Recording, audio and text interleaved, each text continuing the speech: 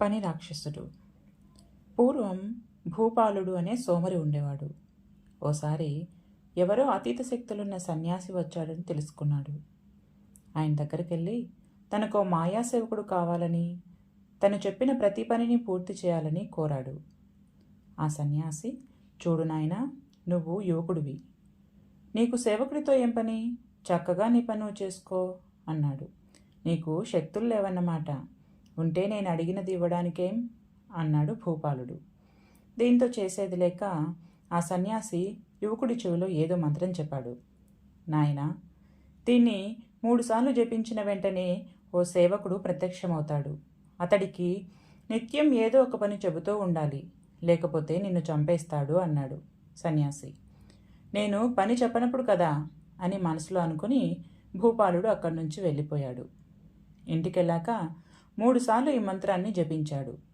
వెంటనే ఓ రాక్షసుడు ప్రత్యక్షమయ్యాడు. ఓ అందమైన భవనం నిర్మించమన్నాడు. అరక్షణంలోనే అక్కడ పాలరాతి భవనం తయారైంది. దాని నిండా డబ్బు నగలు ఉండాలని ఆజ్ఞాపించాడు. మరుక్షణంలోనే అన్నిటినీ రాక్షసుడు సమకూర్చాడు. ఇలా ఏ పని చెబితే ఆ పని చేశాడు. కాసేపటి తర్వాత ఇంకేం చెప్పాలో భూపాలుడికి అర్థం కాలేదు. ఆలోచించేలోపే, నాకు వెంటనే ఏదైనా పని చెప్పు, లేకుంటే నేను మింగేస్తాను అన్నాడు ఆ రాక్షసుడు. దీంతో భయంతో పరుగున ఆ సన్యాసి దగ్గరికి వెళ్ళాడు భూపాలుడు. అయ్యా, ఇతడికి నేను పని చెప్పలేకపోతున్నా, నన్ను కాపాడండి అన్నాడు. అలాగైతే ఈ రాక్షసుడి సాయంతో నువ్వు ఇప్పటివరకు పొందినవన్నీ మాయమైపోతాయి, సరేనా అన్నాడు సన్యాసి. దానికి భూపాలుడు ఒప్పుకున్నాడు. తన కమండలంలోని నీటిని ఆ రాక్షసుడి మీద చల్లాడు సన్యాసి.